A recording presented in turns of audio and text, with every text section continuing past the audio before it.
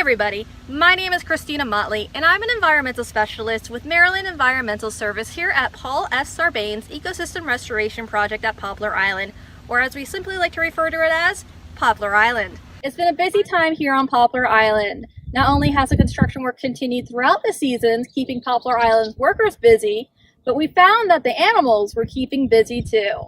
Here are some of the new additions we were able to see and capture on film.